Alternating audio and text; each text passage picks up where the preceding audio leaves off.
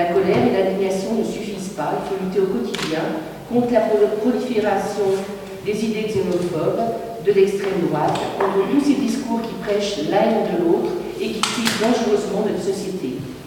L'antisémitisme, l'islamophobie, l'homophobie, les agressions racistes, les incivilités, les discours d'intolérance se banalisent, se multiplient et empoisonnent notre démocratie.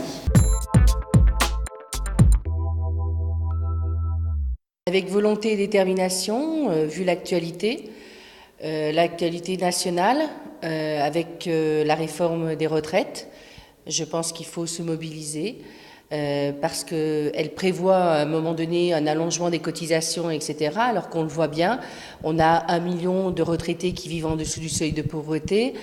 Également, un nombre de femmes qui n'arrivent pas à valider la carrière à taux plein. Et puis, la question, elle se pose comme ça, c'est est-ce qu'on veut une vie décente et digne pour les retraités aujourd'hui ou pas? Donc c'est un vrai projet de société. Je pense qu'il y a d'autres moyens de financer la retraite aujourd'hui. Bien sûr, au niveau de la pauvreté, au niveau de la précarité, bien sûr qu'elle s'aggrave. On le voit, l'actualité d'ailleurs cette année est venue nous le rappeler cruellement à Vénissieux, dans la mesure où vous avez eu une septuagénaire qui a été expulsée et ça finit par un suicide. Donc oui, moi quand je vois ce qui se passe sur la ville, mais au-delà, il y a maintenant des anciens qui sont expulsés. Parce que les retraites ne suffisent plus à vivre dignement, à payer les loyers, les soins qui ont beaucoup augmenté aussi. Donc à un moment donné, il y a une vraie question. Est-ce qu'on veut un projet de vie où, dans les années à venir, comme en Angleterre par exemple, où les retraités font la plonge dans les restaurants, etc., avec les gens qui auront les moyens, qui pourront se payer une vraie retraite. Donc la question, elle se pose sur un projet de société. Est-ce qu'on accepte que nos anciens soient dans la rue, fassent des petits boulots, etc. Moi, je dis non.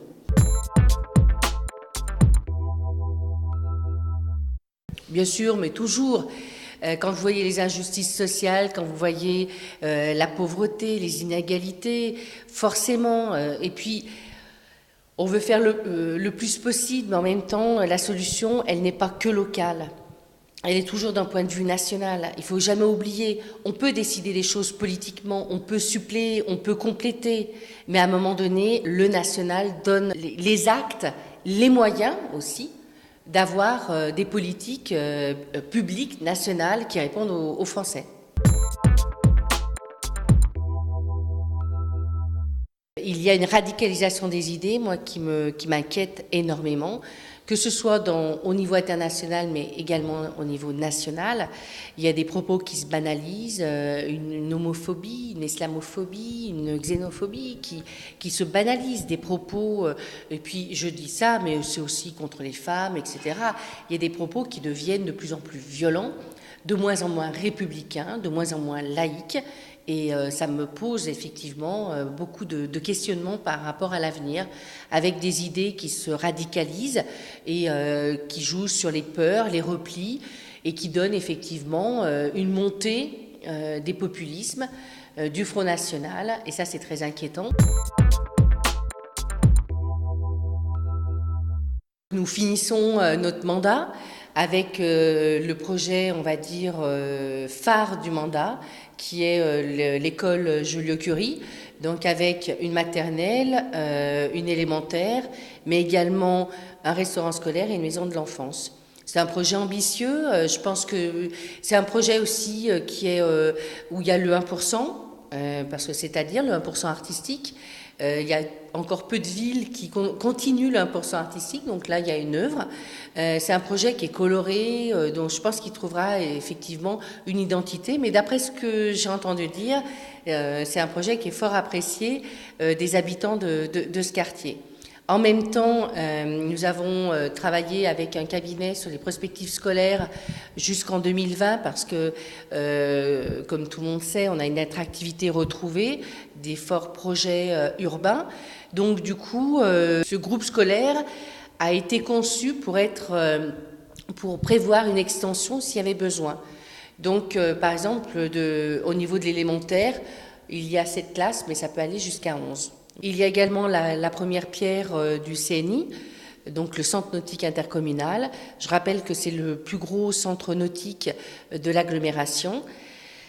Il avait malheureusement été incendié en novembre 2010 et qui avait vraiment pénalisé les habitants. Je crois que ça a été vécu d'abord parce que c'est un patrimoine vénitien avec une histoire collective, mais en plus dans la réalité, vu qu'il y a un nombre d'entrées d'usagers de clubs sportifs, le CMOV natation qui l'utilisait aussi énormément, donc ça a été vraiment vécu cruellement. Je pense que c'était très attendu par les Vénitiens, mais au-delà. C'est vrai que l'incendie a eu lieu en novembre 2010, la première pierre donc en septembre 2013 et l'ouverture, on va dire, plutôt fin 2014, début 2015. Pour l'habitant, ça peut paraître très long, mais moi je le dis souvent, le temps de l'habitant, le temps d'une ville, le temps d'une agglomération, c'est pas le même. Il y a des temps qui sont incompressibles. Voilà pour la totalité de cette rentrée 2013, une rentrée riche en événements et évolution pour Vénissieux, une rentrée de conviction et de détermination.